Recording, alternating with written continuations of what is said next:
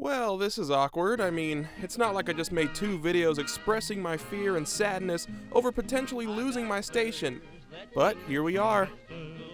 This is Atomic, and I hope you all have been having a productive 2019 so far. I sure have. Besides work, my days have been consisting of writing and building a voiceover portfolio. It's hard work, but I know it's worth it. But there was always one thing I put together that rarely had any issues, and required little to no maintenance. The one thing that practically worked on its own, and just about anyone anywhere could enjoy. Fallout, Bioshock, and oldies fans alike could listen to my homemade web station, A-Bomb Radio, while they worked, drove, studied, or just to enjoy throughout the day from anywhere across the world. As of this past December, I told you all that my station's hosting provider, TorontoCast, announced that the US gave them a cease and desist order, basically saying they had to block all streams going to the States by mid-January. TorontoCast said they would comply, but do all they could to prevent or fix this in the meantime. That's when I initially told you guys the deal, and frankly, that the end of A-Bomb Radio was nigh. I mentioned that I've gone through 2 similar incidents with other stream providers and wouldn't be seeking another since TorontoCast is probably the most professional and well put together one I've dealt with. I would have only been climbing down the ladder and wasting my time if I did. It was sad and kind of dramatic due to the station creating such a bond with its listeners, myself included, after a solid 5 years now. Then January 21st rolled around and the inevitable happened. The stream and every available facet stopped working, and I let the world know that the US would no longer hear this great music. Well, call me tardy because, as it turns out, A-Bomb Radio has been back online for at least a month. Any tangible information why the stream came back remains mostly blank, but TorontoCast sent out an email claiming they switched up their business practice, and that's the reason. I've literally received no further email about what specifically happened, but hey, everything is back to normal and I don't think I have room to ask questions. When the news first got around, I wasn't expecting my possibly dying Instagram page to show much reaction or even give the post a second look, but I did receive an unusual amount of comments and shows of support. Some followers giving me simple congratulations, and some going as far as typing full paragraphs about their personal experiences with A-Bomb Radio. Speaking of dying Instagram pages, the A-Bomb Radio email, an address that virtually sees no traffic, received at least a handful of messages that really warmed my heart.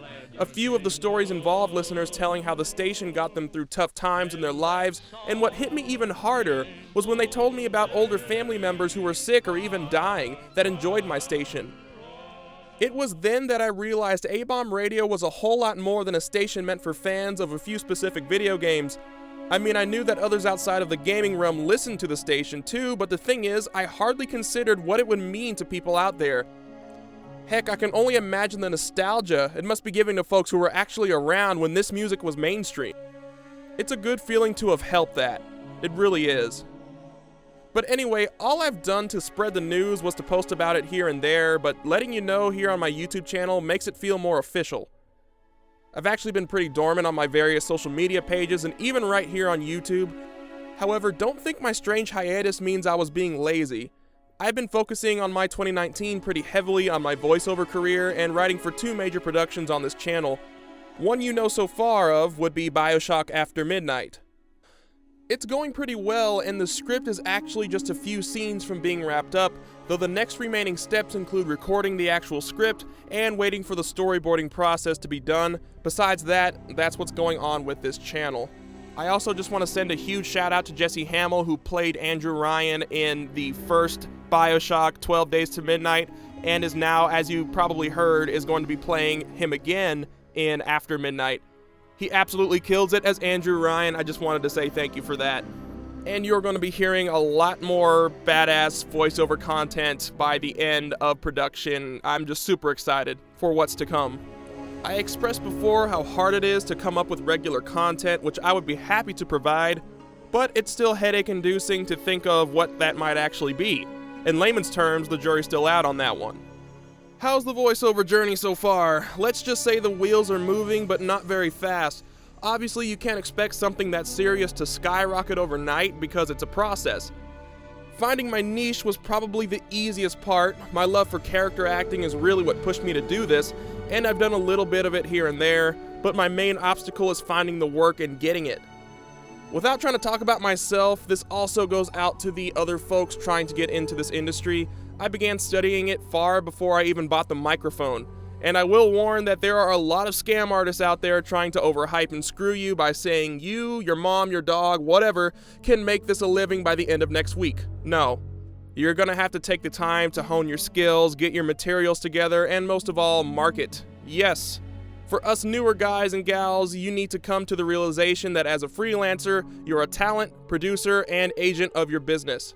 It may require more work than before, but it's actually quite liberating knowing that you can be self-sufficient that way. I've just about set everything up and am now doing my best to reach out to people who I can work with and build loyal relationships with. So without further ado, I announce to you PrestonsVoices.com, a place where you can get to know me a little bit more, hear my demos, and contact me. Even if you don't have use for a voice actor, I do highly urge that you check out my character demos just for the fun of it. The link will be below in the description. Anyway, that's simply one huge update about what's been going on with the station, the channel, what's coming next, and where I've been. If you're excited for BioShock After Midnight or want to support what I'm doing, please give this video a like and stay subscribed for more. Until next time, Wasteland, I'm Atomic Wolf, and I'll catch you later.